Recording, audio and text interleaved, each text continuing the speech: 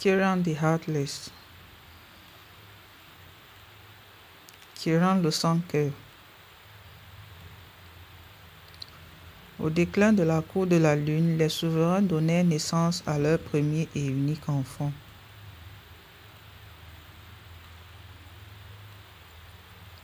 La cour n'était déjà plus que l'ombre de sa force d'antan, et tous les serviteurs, sauf les plus loyaux, avaient fui depuis longtemps.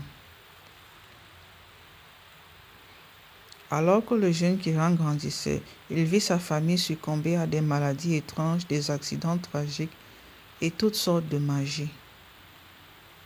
Finalement, même les parents de Prince Kiran moururent, le laissant comme seul héritier à affronter seul le monde dangereux de la politique des feux.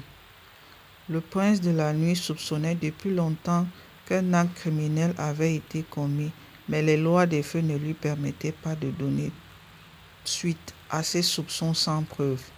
C'est ainsi qu'il se plongea dans l'étude des magies de protection. Cela devint sa seule obsession, ne pas être la proie du même sort que le reste de la cour de la Lune. Il passa des décennies seul à construire des défenses autour de lui-même, ne permettant à personne d'être assez proche pour le blesser, jusqu'au jour où il tomba amoureux d'une belle princesse de la cour du soleil, une jeune fille joyeuse et rieuse avec des yeux dorés. La fille le poussa à s'ouvrir à nouveau à la joie et au bonheur, à mettre de côté ses livres et à être dans le monde une plus fois. Et il le fit car le prince l'aimait plus qu'il n'avait jamais aimé personne d'autre de tout son cœur. Ils passèrent de nombreuses années heureux ensemble.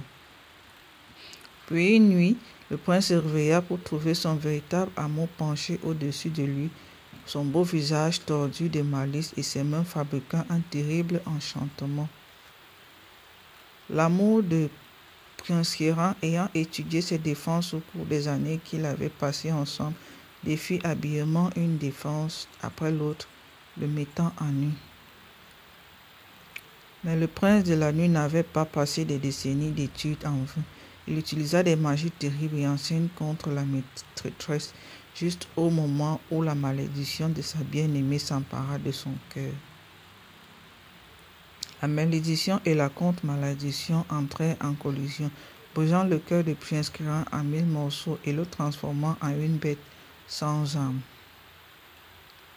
Sa bien-aimée, dont la vraie nature et les intentions étaient maintenant révélées, s'enfuit à la cour du soleil. En punition de ses crimes, elle fut condamnée à 100 ans dans les cachots du palais du soleil. Et à ce jour, Prince Kiran est condamné à errer dans les bois au clair de la lune, à la recherche des morceaux perdus de son cœur brisé.